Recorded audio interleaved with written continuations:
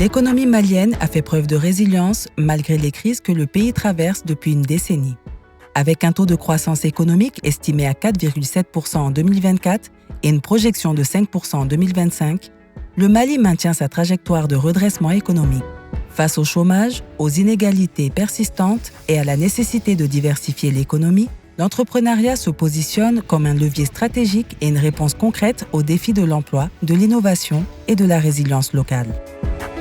À travers le PAGED, programme d'appui à la gouvernance économique, à la résilience et au développement durable, le PNUD soutient la transformation structurelle de l'économie pour laquelle l'État agit pour permettre au secteur privé de jouer un rôle crucial en plaçant l'inclusion, l'innovation et la compétitivité au cœur de ses interventions. C'est un programme qui a été mis en place pour soutenir les efforts du gouvernement et à identifier les défis liés à la mise en œuvre des ODD. Le PAGED innove en articulant les rôles de l'État et du secteur privé.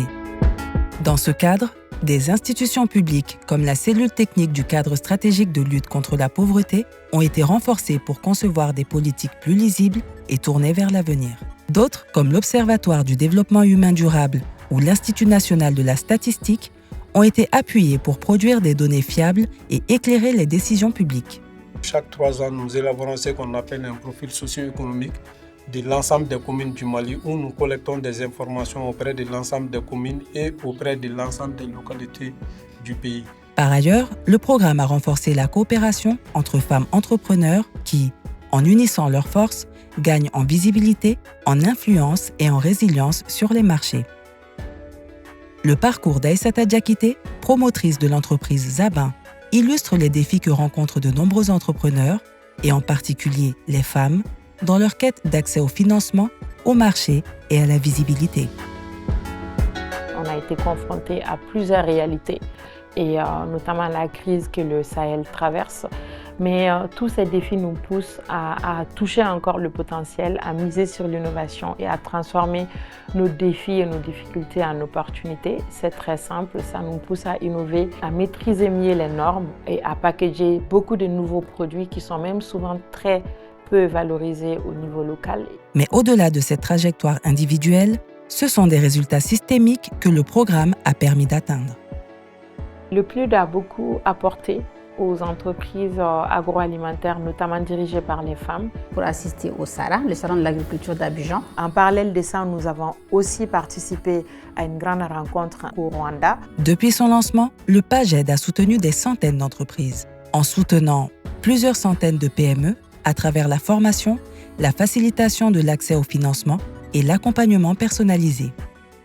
En améliorant l'environnement des affaires grâce à des réformes clés, simplification des permis de construire qui attire plus d'investissements privés, mise en place du guichet diaspora qui simplifie l'orientation des financements des Maliens établis à l'étranger et adoption du code-barre national qui facilite l'accès des produits locaux aux marchés régionaux et internationaux.